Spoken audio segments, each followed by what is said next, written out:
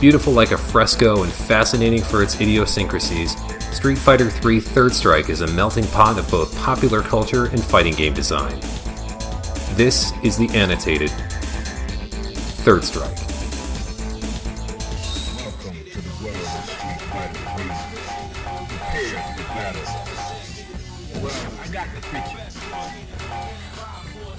Making a video game is hard work. As detailed in the Attract Mode episode of this series, we know that Street Fighter III by itself was overlong in its development, with plenty of proposed and dropped ideas and mechanics. This isn't an uncommon story if you've ever paid attention to the woes of video game creation. Making a revision isn't any different. Second Impact dramatically altered New Generation with the inclusion of new mechanics and fresh characters. As we saw from the Shawn episode of this series, we know how easy it can be to goof this up. Making a sequel, and at the time the final game of a franchise, is a nightmare. You're listening to your fans. You're listening to your shareholders. You're likely not picking up the phone when your accountant calls. As we've seen in the Yun episode of this series, we know that a certain level of care and reverence goes in an update of an update, but also how easily things can swing wildly into overcorrection. And yet, sometimes, all of that iteration, hard work, and careful planning just works. Breaking a character apart, finding what makes them work, dropping what's not necessary, and putting them back together is the sort of platonic ideal of fighting game design. Not overpowered, but not a punching bag. A good set of tools, but not so many that a new player will be overwhelmed. A competitive choice for high-level players, but not one in every winner's circle. All of this has led us to Yang, the often forgotten twin brother of Yun, and in many ways, the quintessential comeback kid. As a character, Yang upholds the franchise's recurring interest in brotherhood and rivalry with his own unique motivations. As a competitor, he's gone from mid-tier standby to tournament hero. For many years, players referred to him as the other twin, but in the scope of things, this has proven to be misguided. Yang represents when things just work. Of course, we know that game design, and especially Capcom games of this age, is an iterative process. But we also know from the Yun episode that he and his twin were conceived to be popular. A recent interview on the Capcom Fighters Network with Street Fighter III series producer Tomoshi Sadamoto plainly states as such.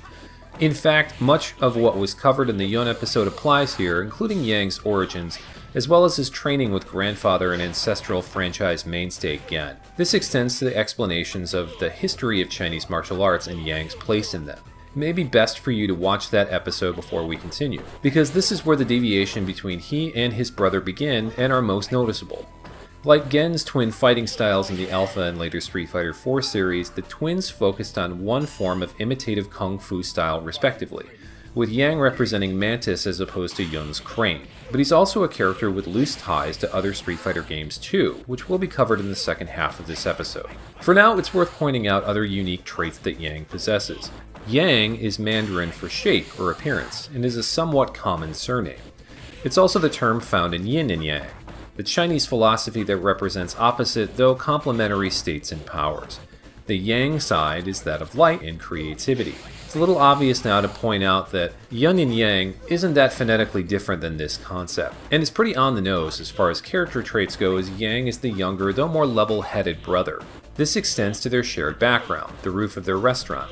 Like other stages used by multiple characters though, there's a lighting difference denoting the time of day, and this time with a light rain effect. In a roundabout way, it also lends to their respective endings. While Yun faces down series antagonist Gil, we receive a more comedic ending with Yang as the twins finish fighting each other. Hoi Mei from the Shoryu Hen food stand breaks up the brawl, while Yang pines from her from afar. Her more calm sister Xiao Mei, secretly in love with Yang, then comforts him, making even the two sisters represent a kind of yin and yang. Xiao Mei is interesting in that she first appeared briefly in Yang's Second Impact ending in place of Hoi Mei, who was in Yun's ending for that game, as well as both twins' endings for their appearance in New Generation. Capcom updated Yang's Second Impact ending to add a bit more distinction, and to make it obvious whose affections she longs for, effectively making him the only character in the game with, technically, 3 unique endings for the Street Fighter III series.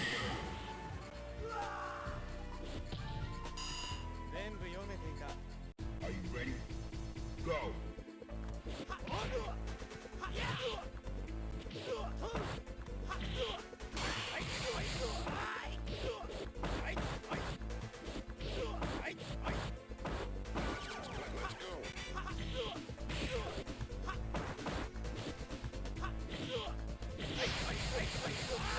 He's voiced in this game by Masakazu Suzuki, a voiceover artist with work in other Capcom games and popular anime series, but mostly as background characters.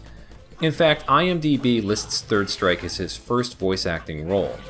He replaces Koji Tobe from New Generation and Second Impact, another character actor voice artist, who also lent his voice to Ken Masters in those games. Suzuki has voiced Yang in subsequent appearances such as they were.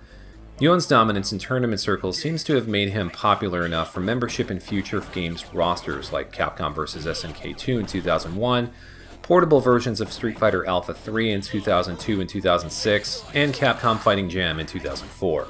Yang sadly has not had the same amount of presence.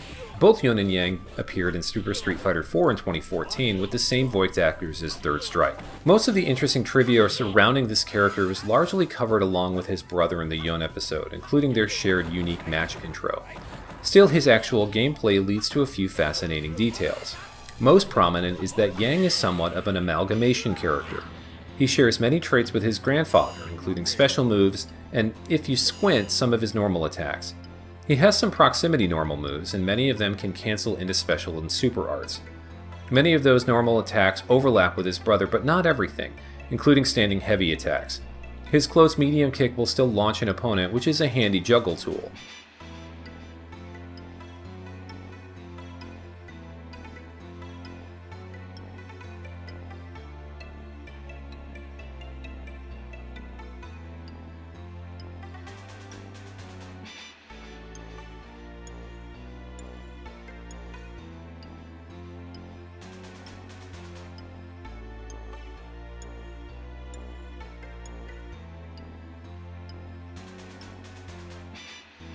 His universal overhead and normal overheads are also the same, as is one of his two grounded target combos, standing medium punch, hard punch, and the palm with back and hard punch. He can also chain together his standing kicks from light to heavy, the final move being an adjusted animation of his brother's standing hard kick. As you might expect, they also share superior movement over any other character in the game, especially with the dreaded dive kicks. That likely started with Gen's appearance in Street Fighter Alpha 2. He can target combo into the dive kick with a jumping medium kick first. In many ways, though, his mobility is better than his brother with the addition of the Kai Ho, which series compendium Eternal Challenge translates to Pleasant Kneel. It's something of a teleport, though it lacks the range of movement of what Akuma is equipped with. His taunt will boost his overall attack power, but due to most players' propensity for harassing opponents with Yang's moveset, we don't often see it in a round. Finally, the two also share a pair of special moves, but Yang's are officially renamed according to Gamist Move strategy guides and Eternal Challenge. The palm strike here is on the Byako Shoshoda, or White Tiger paired palm strike. The command throw, the Zempo Tenshin, is simply forward roll. From here on, Yang is his own man, which brings us back to the other part of his amalgam design. Starting in Second Impact, Yang gained the Torozan, or Praying Mantis Slash. This is a series of attacks performed with a fireball motion and punch, which can be chained together 3 times or up to 5 using his EX variation. This makes him what is called a Rekka character in fighting game circles, a term that comes from the Rekka Ken, or Raging Fire Fist, pioneered with Super Street Fighter 2 character and Bruce Lee homage Fei Long. Fei Long himself was a precursor to the twins since his first appearance. Again detailed in the Yon episode, but worth reiterating here because of Yang's usage of this, the legacy character's most famous attack, is that Fei Long was originally planned to be 2 different characters taking up 1 slot on a player select screen, as Yon and Yang were in New Generation. This was confirmed in the Undisputed Street Fighter coffee table book. And like Fei Long, this move represents the backbone of Young's high offense game. Easy to use for simple combo enders, useful for dominant pressure, and with an EX variation fast enough that it can be comboed out of even light attacks, the slashes might not offer high damage, but they make up for it with how easily they can connect out of much of Yang's arsenal. They also offer a fair amount of stun, especially if it connects to a few normals for the combo. While not burst-like stun that a Makoto or Necro may pack, the output is not insignificant, and only a few slash combos are enough to dizzy a large chunk of the cast. Greedy Yang players will find that it's not a perfect move, since the final slash is very unsafe. Smart ones, though, will vary the timing of the slashes with different attack buttons to catch an opponent savvy with red parries and counterattacks guessing. This last attack is changed from Second Impact, as it simply used his far-standing medium punch with an afterimage. And in what can only be called a bit of restraint, the development team actually removed a useful target combo from Second Impact to Third Strike, where Yang could chain his low light kick to medium kick, which acted as an easy, moderately damage and confirmed the slashes. Back to his Gen likenesses though is the rolling up kick, the Senkyu Tai, or arced thigh drill. Though he can't add hits to it as his grandfather can, the roll will go under most projectiles and other high attacks, which makes it a good counterattack. This can be especially true at a range with the EX version, which will track an opponent.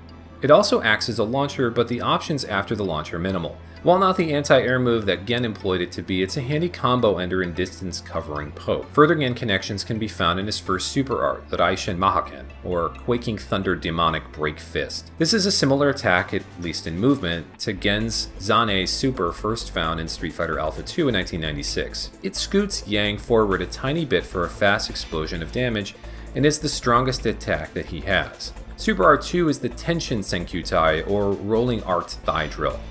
This is a powered up version of the normal Senkyu Tai with all the benefits of the EX version, including the low profile and opponent tracking. It comes loaded with 2 medium stocks of super meter, which is important. The third choice, like most characters in the game, falls on the more technical end, as it alters his toolset. Called the Seiembu or Phantom Point Waltz, it produces after images of Yang that will also land attacks, effectively skyrocketing his combo potential. Though it only lasts for 5 seconds, the meter is very short, and can be activated by a meter-minded player multiple times in a round. Because the after images can keep the opponent locked in place for a brief period, particularly with the added hit stun frames of a crouched target, some unblockable setups exist for this move, particularly on taller characters. The problem is the added attacks ratchet up the damage scaling system in no time flat, yielding only moderate damage from even high-level players. This isn't the first time Capcom experimented with this tool, as it was also used by the Silver Samurai in 1994's X-Men Children of the Atom.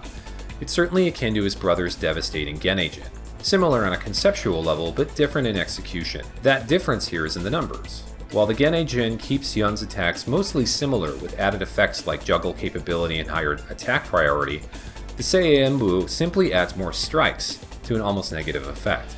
Most Yang players use it only sparingly. This is because these same tournament level players find that Yang's toolset is fine without super arts at all. The dive kick and Rekka slashes alone are enough to make Yang a real threat in any match. And like his brother, the command throw hangs over a defensive opponent like a dark cloud. Most players then stick to Super R2 as it offers the most possible EX stocks per match. Yang doesn't dish out tons of damage all at once then, but is fast, agile, and able to place an opponent in a stun state quicker than most of his peers. He needs to, really, as his health is on the low end of the median for the game. But this hasn't stopped Yang from slowly rising through the tournament ranks as the years march on. By no means a chump, though with a brother that clearly dominates the game, it was easy for him to settle into the mid-tier category of the game's roster according to most players. Time has been kind to Yang in his playstyle though, as he may not require the skill to play at ultra high level compared to his peers, but still needing a reasonable amount of time in the lab to master. Great and even good Yang players are treated to the appearance of a cat bookending matches if Yang maintains a winning streak as a little Easter egg. Not the game-breaking force of the other third strike gods maybe, but as a character and tournament choice, underestimating him for what he isn't can make you dizzy.